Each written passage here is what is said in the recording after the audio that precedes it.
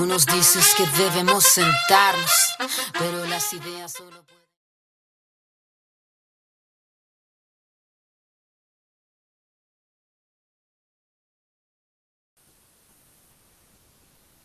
Ok, ok. Bueno, compañeros, buen día a todos. Em, Hoy vamos a tocar brevemente lo que son tres tipos de variables aleatorias discretas. Todo esto con el fin de que en próximas clases o la próxima clase veamos regresión logística.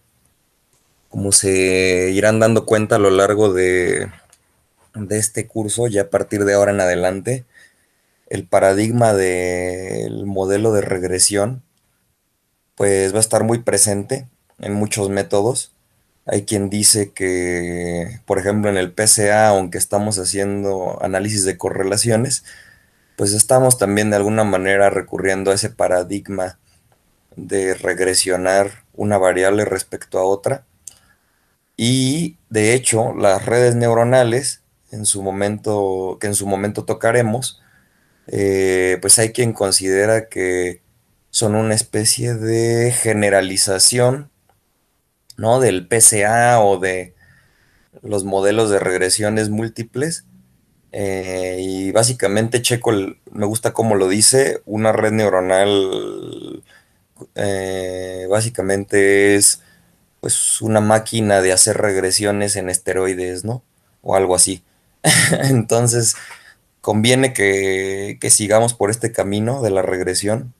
Van a ver que cuando veamos logística, la palabra clasificador va a brotar casi que a gritos, ¿no? Por su naturaleza y su planteamiento.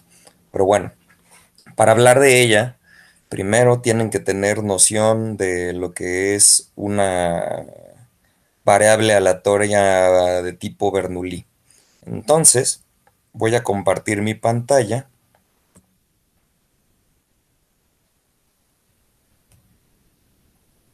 para que revisemos el apunte que preparé.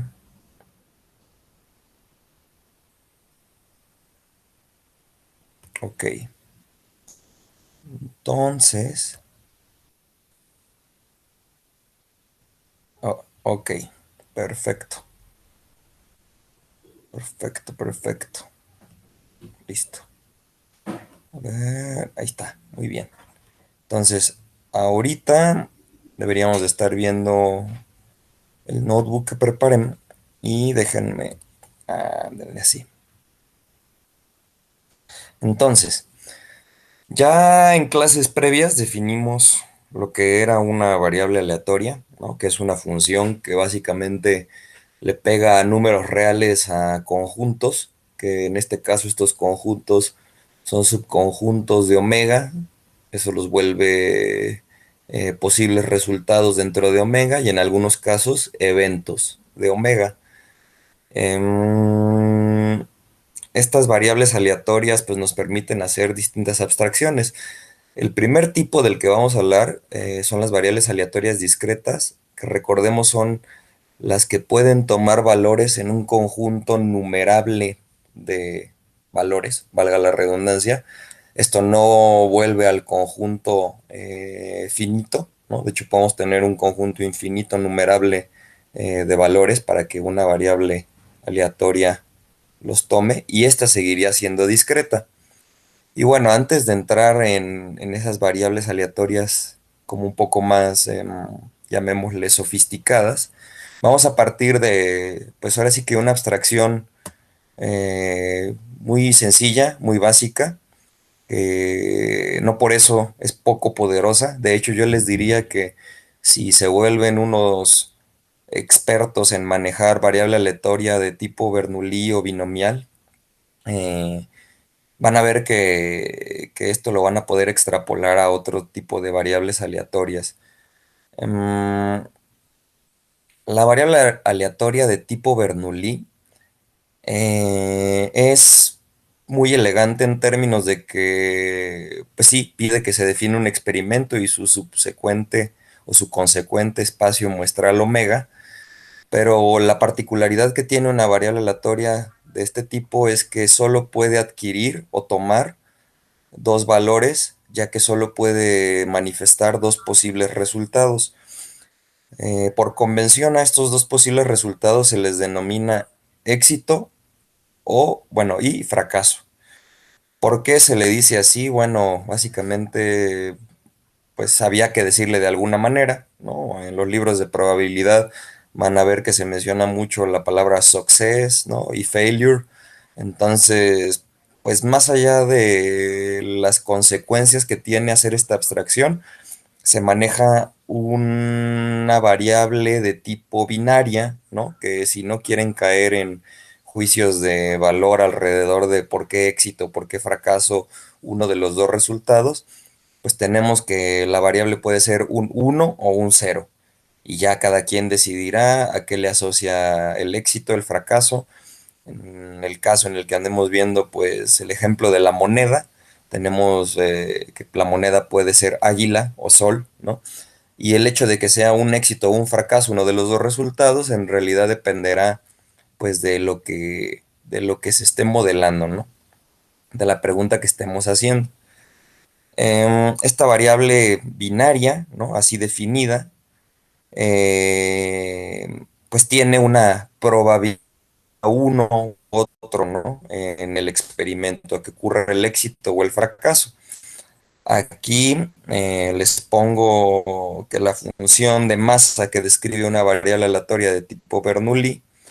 Miren, y aquí nada más le voy a corregir rápidamente esto.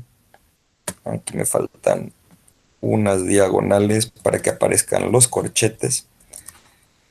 No me tardo. Ahí está. Ahí está.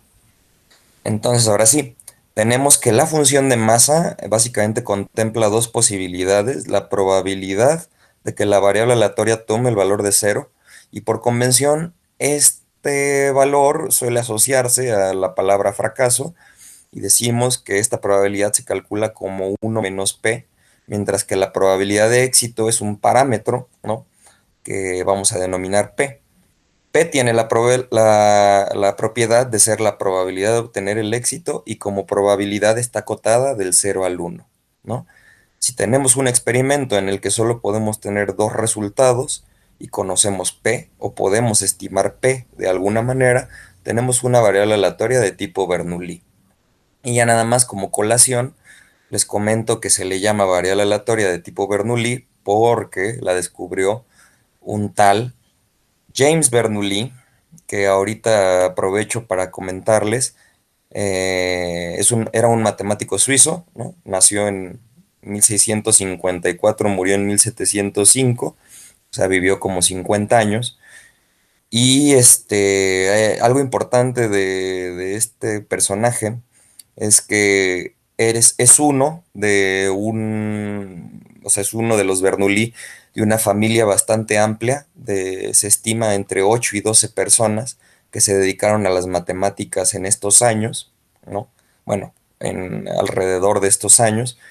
Y es interesante porque aunque todos ellos hicieron aportaciones, existe actualmente todavía confusión respecto a quién hizo qué, ya que varios de ellos se llamaban igual o se les llamaba de maneras diferentes en distintos lugares. A este James Bernoulli, pues probable que también lo vean algún día mencionado como Jacques Bernoulli o como, ¿cuál era el otro? Bueno, hay varias modificaciones de James y de Jacques, ¿no? Entonces, pues es algo interesante notar que así como los Bach en la música, que no había un solo Bach, ¿no? Había varios. Los Bernoulli pues son de esas familias que le aportaron mucho a la matemática. Seguramente tenían algún fideicomiso. No, no es cierto. Bueno, sí, tenían un mecenas o eran ricos, ¿no? Entonces podían hacer eso. Y bueno, a salvo, digo, a reserva de que recuerden este detalle curioso, le debemos a Bernoulli básicamente el inicio de lo que fundamenta la teoría de la probabilidad en cuanto a variables aleatorias discretas se refiere. También por ahí les comento que otro de los Bernoulli pues desarrolló la teoría alrededor del principio sí, el principio de Bernoulli, que es con el que creo que actualmente hay discusión, pero hasta donde me quedé, los aviones vuelan gracias a que entendemos eso bien. Entonces, gracias, señores Bernoulli, ¿no? Bueno, esa es la función de masa de una variable aleatoria de tipo Bernoulli. Ahora bien, esta variable aleatoria así sencillita, booleana, binaria, así definida, ¿no? Nos permite construir una variable aleatoria que literalmente considera n repeticiones o n ensayos de un mismo experimento de tipo Bernoulli, ¿no? La variable aleatoria binomial, que como su nombre lo indica, más adelante veremos por qué hace referencia a la palabra binomio, ¿no? Nada más les voy adelantando, recuerden esto del binomio de Newton, ¿no? O el teorema del binomio. Pero la variable aleatoria binomial en su construcción, lo único que nos pide es que tengamos n ensayos o pruebas independientes de un experimento de tipo Bernoulli, ¿no? Aquí como les pongo del experimento antes descrito. Entonces, si tenemos n pruebas independientes, n ensayos independientes o n réplicas independientes de un experimento de tipo Bernoulli, vamos a inducir la definición de una variable aleatoria de tipo binomial. El parámetro p definido para describir a la variable aleatoria de tipo Bernoulli acá también está presente y es importante decir que este parámetro se preserva a lo largo de las repeticiones. Es decir, este parámetro no va cambiando. En parte la independencia nos exige o nos va a permitir decir que dicho parámetro se conserve, ¿no? A lo largo de cada uno de los ensayos. Entonces, así como la variable aleatoria Bernoulli modelaba si ocurría un éxito o un fracaso, la variable aleatoria binomial pues va a representar típicamente el número de éxitos que ocurren en n repeticiones o ensayos independientes. Por lo tanto, decimos que x es una variable aleatoria binomial con parámetros n el número de repeticiones y p la probabilidad asociada al éxito o al evento definido como éxito. ¿Ok? Por lo tanto, podemos concluir que una variable aleatoria de tipo Bernoulli es el caso particular de una variable aleatoria binomial en el que n vale 1 y el parámetro vale p. ¿Ok? Básicamente es que repitan n veces un ensayo Bernoulli y cuenten cuántas veces les sale el éxito. Entonces están viendo variar, esa variable está tomando valores dentro de una distribución de tipo binomial.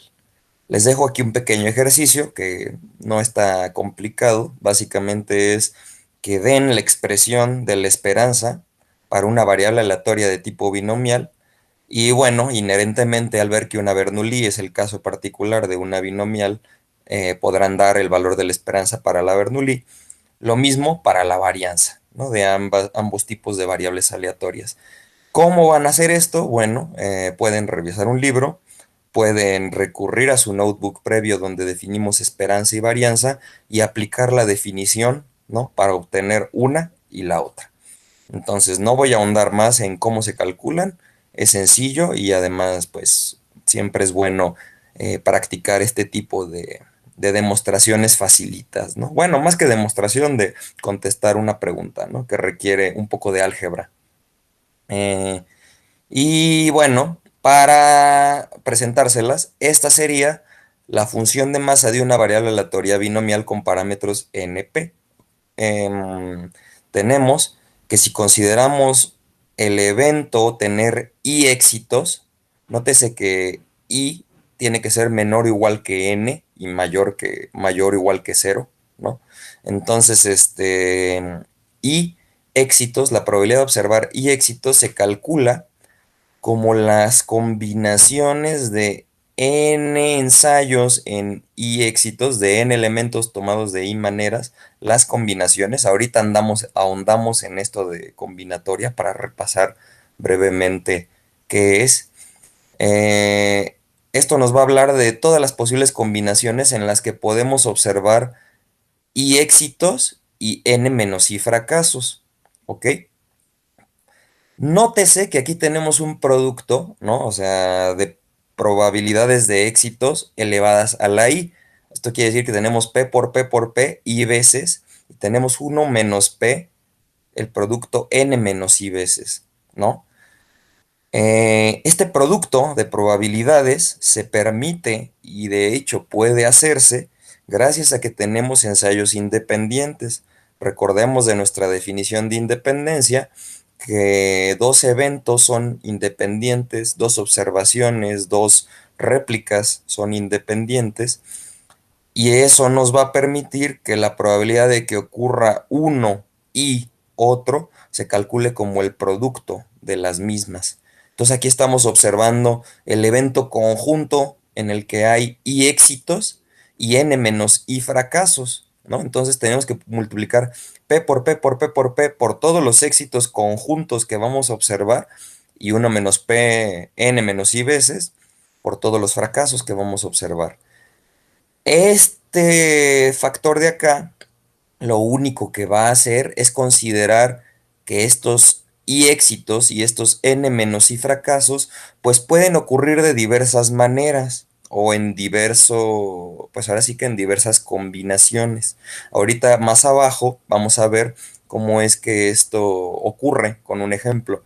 Pero debido a eso es a que calculamos el número de posibles combinaciones para así sumar ese número de veces este producto y de esta manera tener la probabilidad de observar y éxitos, ¿ok? Entonces, ya vimos por qué es importante que las réplicas o los experimentos o los ensayos sean independientes, que es para poder hacer estas multiplicaciones de acá, ¿no? Y entonces veamos empíricamente cómo es que esto nos refleja, ¿no? El número de combinaciones en las que esto puede ocurrir, ¿ok? Entonces, ¿cuál es la probabilidad de obtener, por ejemplo, dos éxitos en tres ensayos o réplicas? Tendríamos que I vale 2, que N vale 3, y sustituyendo, tenemos las combinaciones de 3 en 2 por P al cuadrado y por 1 menos P a la 1 o 2 menos 3. Si nosotros pensamos intuitivamente en tres ensayos, ¿cómo puedo yo observar dos éxitos? Pues tenemos ahora sí que de tres sopas, y aquí las pongo después de este igual, ¿no? Que es ver éxito, éxito, fracaso, o éxito, fracaso, éxito, o fracaso, éxito, éxito.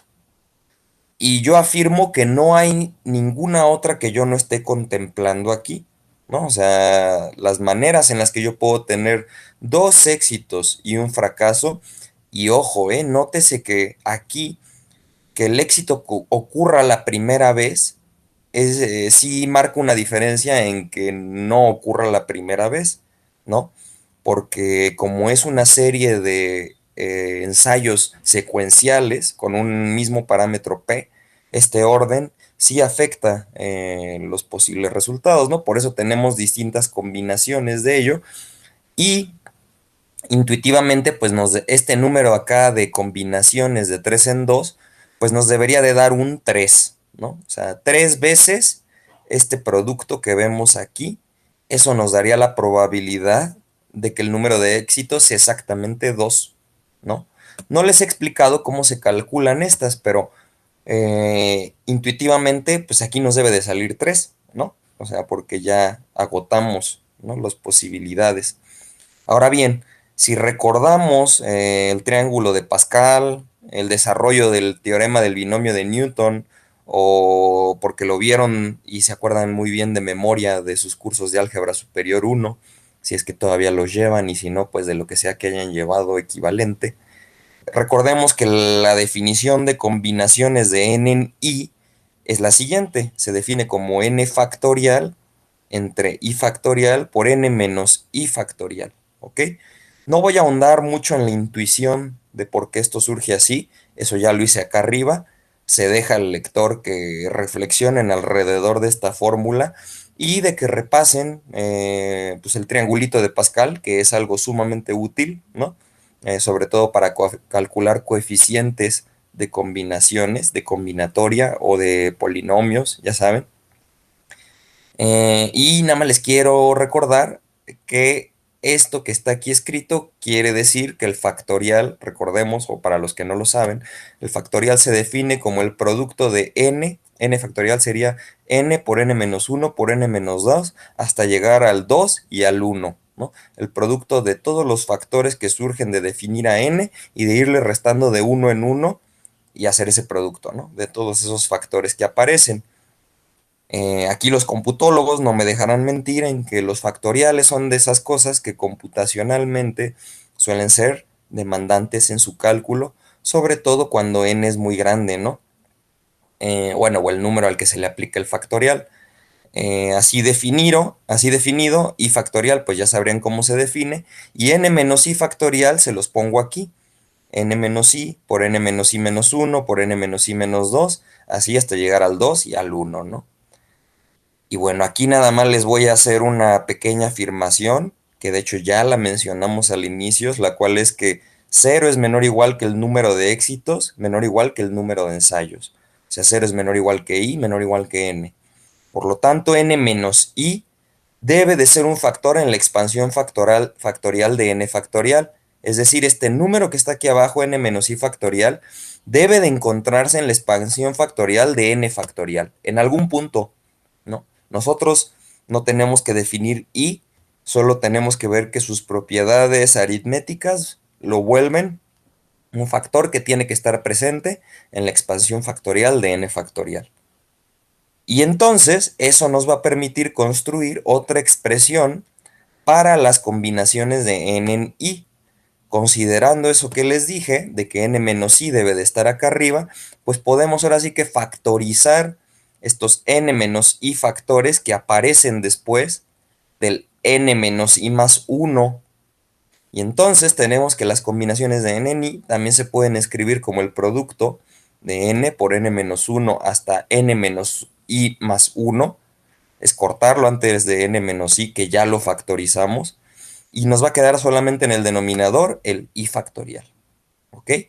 ¿Por qué hago esta equivalencia? Porque va a ser importante ahorita que definamos la variable aleatoria de tipo Poisson.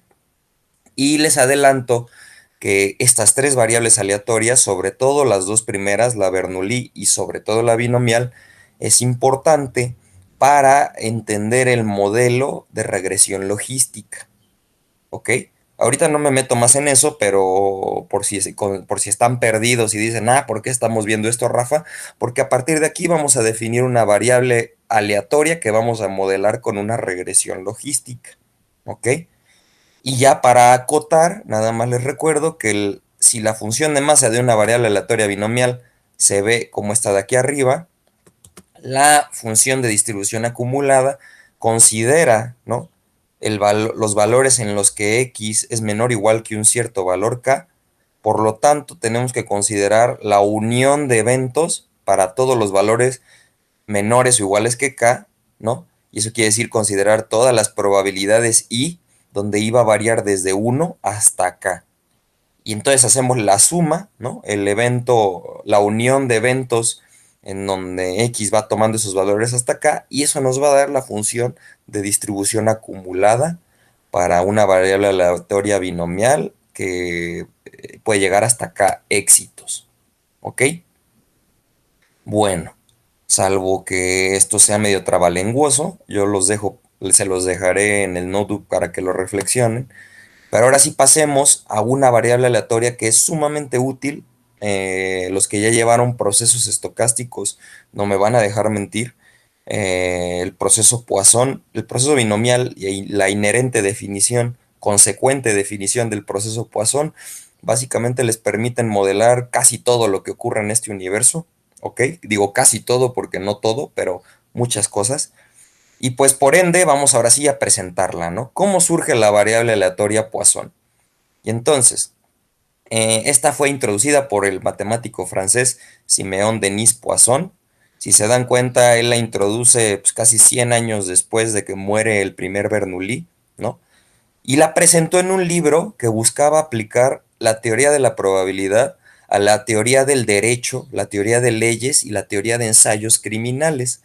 Y esto es algo bien interesante porque fíjense cómo una disciplina tan lejana a las matemáticas hoy en día, en estos momentos tuvo uno de sus coqueteos más cercanos con el derecho positivista alemán, que buscaba aplicar la lógica matemática o matematizar la aplicación de justicia, por ende la definición del derecho.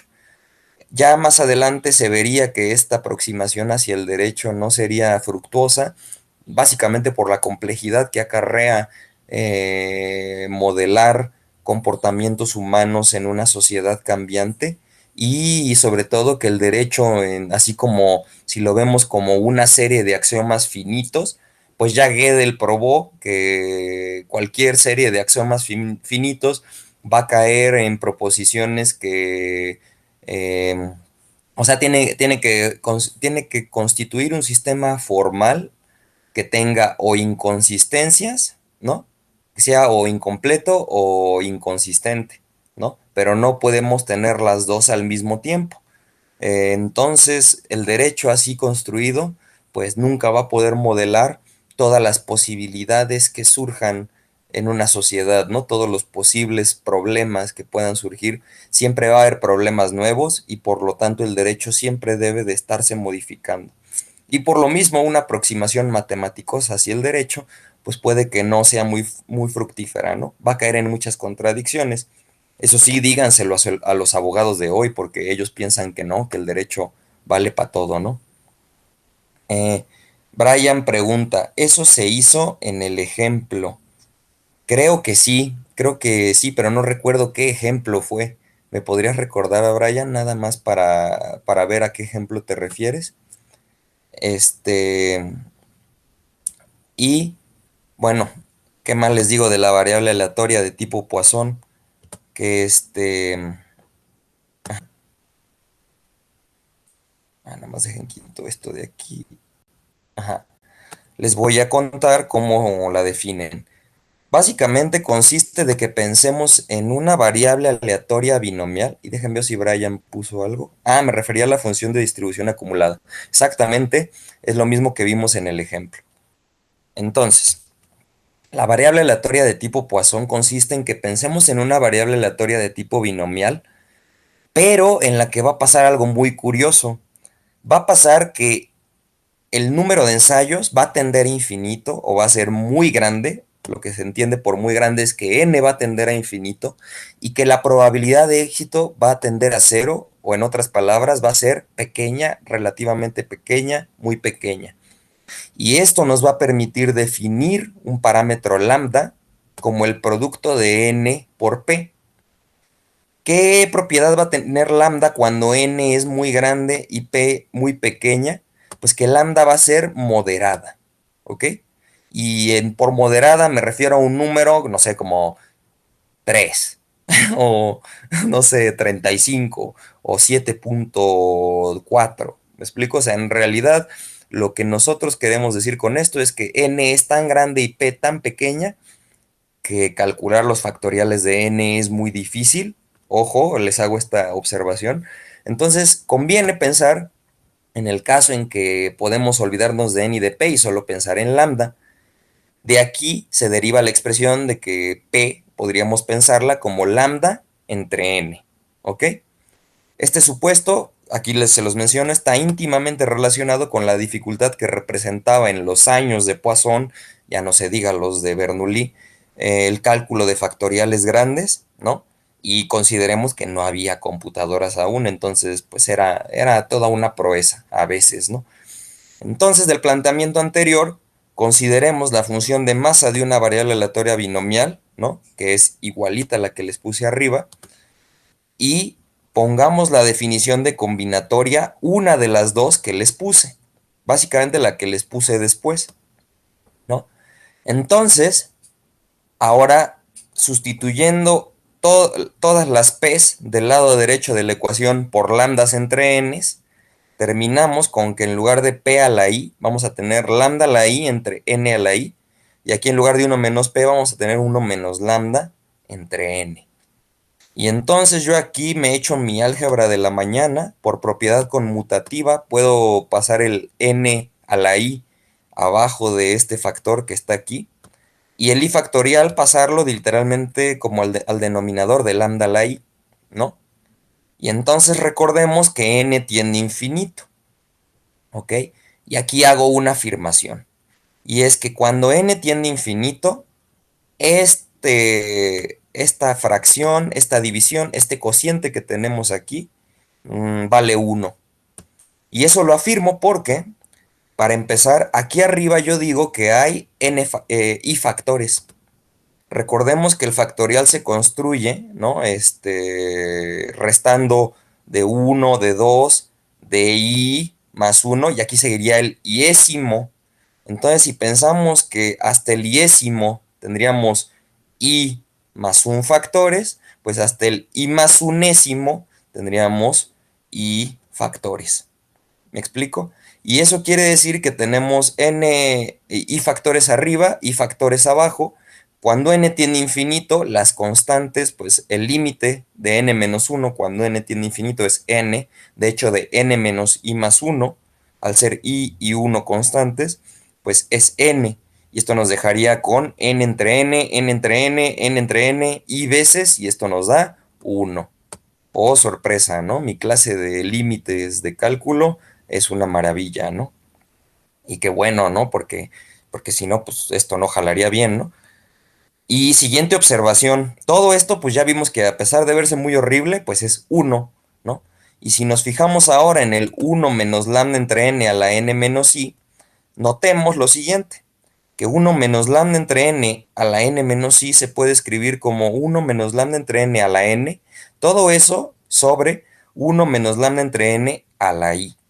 Como n tendía a infinito, nótese que en el denominador, si n tiende a infinito, lambda entre n tiende a cero, y aquí no se está moviendo, y es un número fijo.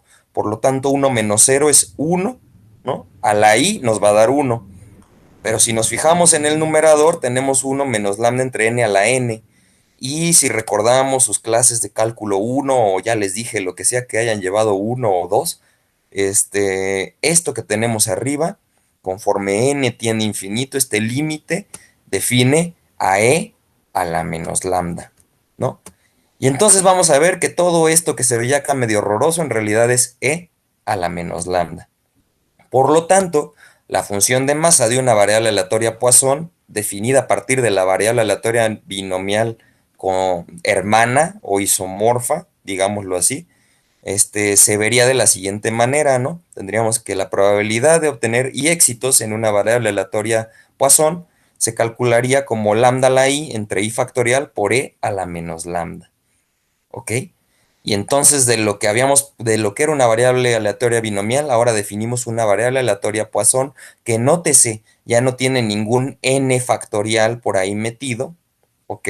Eso quiere decir que solo nos vamos a preocupar por el i factorial, que suele ser manejable o pequeño, y lambda es un número moderado o aceptable.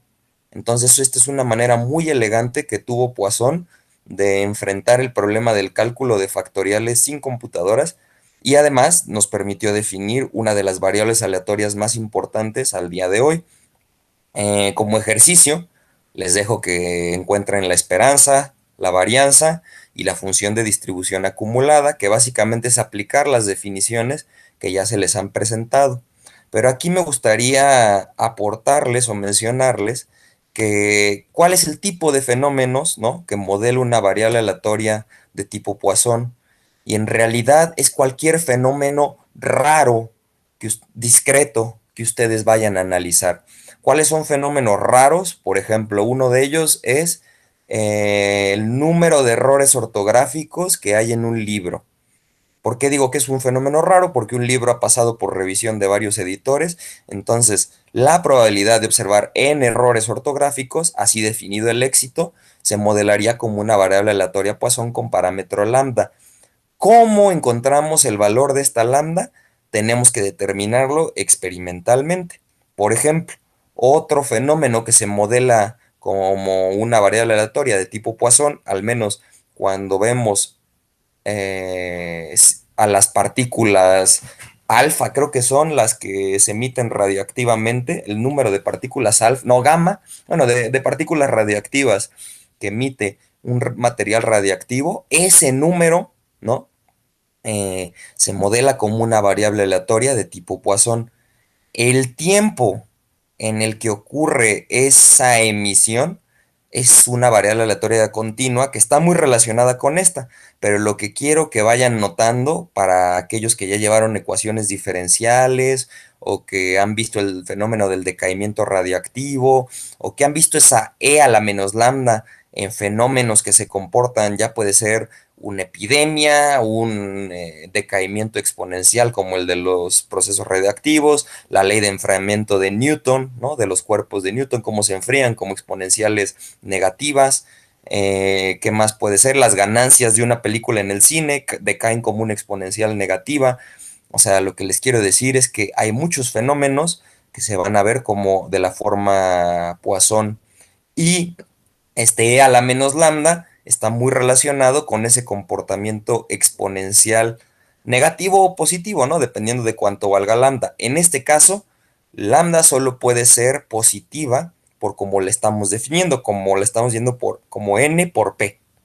Pero veremos más adelante que ya en continuas esta variable tiene una hermanita, ¿no? Que modela el tiempo, digamos, en el que ocurre n éxitos y este tiempo pues varía en un conjunto continuo, ¿no?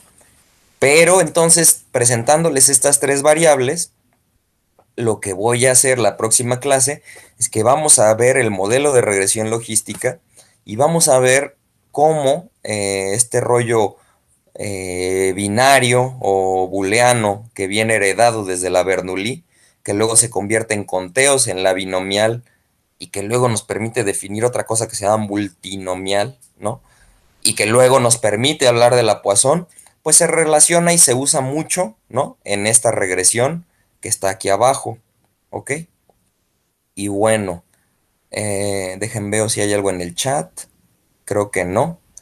Eh, yo terminaría hoy hasta aquí con las variables aleatorias discretas, ¿no?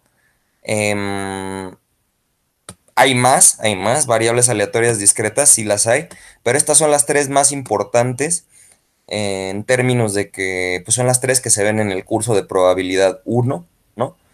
Y pues salvo que hubiera algún comentario o duda, me gustaría preguntarles a ustedes, dejo de compartir mi pantalla, o bueno, no la voy a dejar de compartir por si tienen dudas, pero me gustaría preguntarles a ustedes si los que ya llevaron proba o los que no la han llevado, les quedó clara la presentación de estos tres tipos de variables discretas. Si se dan cuenta, en realidad, como que vamos generalizando una a partir de la otra, o bueno, la Poisson es un caso particular, pero están muy relacionadas entre sí. ¿Les queda claro cómo una se construye a partir de la otra?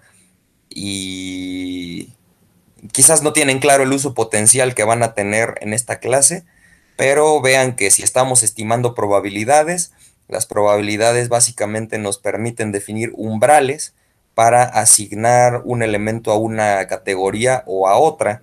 Entonces esto va a venir muy a colación cuando desarrollemos algún clasificador bayesiano, una red neuronal, ¿no? O sea, van a ver que la función logística aparece de nuevo en redes neuronales, aunque ya actualmente no es la que se utiliza, ¿no? Se utiliza una versión diferente de la función logística.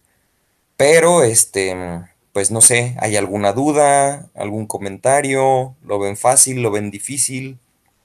¿No lo ven?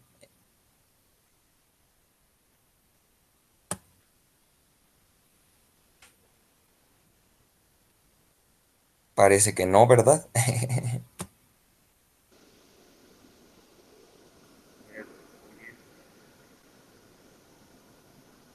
Ese Jairo, todo bien.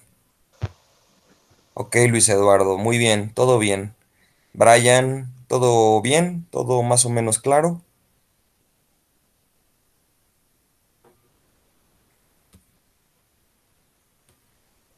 Ok. Moisés, no sé si siga por ahí, creo que se fue, no hay bronca.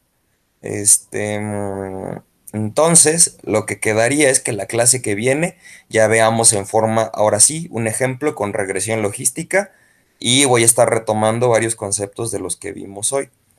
Pero bueno, es interesante notar eso, ¿no? De que mucho del planteamiento de estas variables surgió por incapacidades de cómputo de la época. Entonces, es interesante ver que quizás si hubiéramos tenido computadoras desde un inicio, varias cosas no las hubiéramos desarrollado, ¿no? Porque simplemente las podríamos haber aproximado de manera, pues sí, o sea, iterativa, ¿no? Entonces, pues eso. Si no tienen más dudas, pues igual que ayer, los encono.